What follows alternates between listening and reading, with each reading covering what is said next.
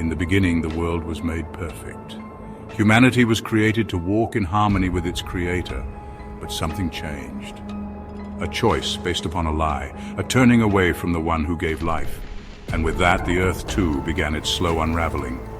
Now this world stands on the edge of collapse, blind to its fate, as shadows gather on the horizon. The signs were all around: rising seas, extreme weather patterns, wickedness and war. But few chose to listen.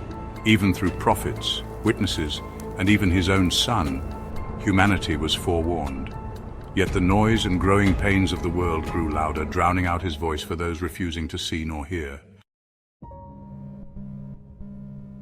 And then it happened, an event foretold for generations. In the blink of an eye, those who placed their trust in their Creator were taken, lifted from this world into his presence. But the earth was left behind. As it is written, two will be in the field, one will be taken, the other left. For those who remained, hope seemed lost. The world's foundations were cracked and humanity was forced to reckon with itself. But what followed was only the beginning. What they did not know or chose not to believe was that this chaos was not the Creator's wrath but their own doing. God had not abandoned the world. No, this was justice, measured and unwavering. A righteous response to rebellion. A reckoning for a world that had turned away from its Creator. The final tribulations began. 7 years of suffering, darkness and despair. Yet even as the sky fell, mountains crumbled and seas turned into blood, mercy lingered. In the ashes, the Creator still called for hearts to turn back to him, even as time ran short. But many refused. They placed their trust in leaders, in systems of power, monstrous forces that promised false hope yet demanded absolute allegiance, whether out of loyalty or fear, risking death if they refused. Humanity, blinded by pride, embraced these illusions, hastening its own destruction as the grip of darkness tightened. Yet even in these darkest hours, there were those who believed, those who saw the truth and chose the light. They paid a price, but they found something far greater: eternal life. Then came the day of judgment, when every deed was laid bare, every soul accounted for. Those who chose the gift of salvation stood not by their own merit, but by grace. And those who rejected him faced the consequences of separation, an eternity apart from all that is good.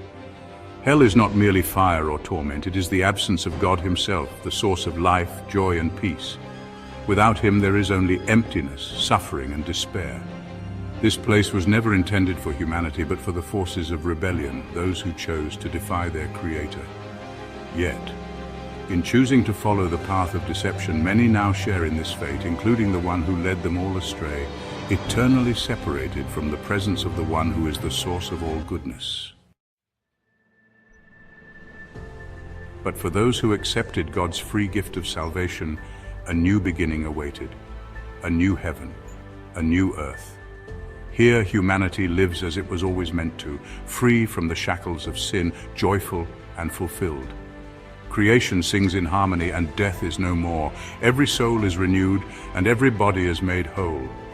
The aches and limitations of the old life have vanished, replaced with vitality and strength. Their bodies will be made anew, a reflection of his love, perfection, and beauty. Work is no longer toil, it is worship. Though there is no suffering to heal, no conflicts to mediate, no brokenness to mend, work was always part of the design. There will be those who find joy in creating, others in building, and many in nurturing. Here every task is fulfilling, every effort a celebration of the Creator's harmony and design. This is the life promised to those who believe, a world of beauty, purpose, and unending peace, where all wrongs are made right, and the presence of God is our everlasting light. The invitation remains open even now. Salvation is not earned, it is a gift purchased by the sacrifice of God himself. The question remains, will you accept it, embracing the life and hope offered to you, or will you turn away, choosing instead the path that leads to eternal damnation, where light and peace are no more? The chance to decide will not last forever, and tomorrow is never promised. What will you decide?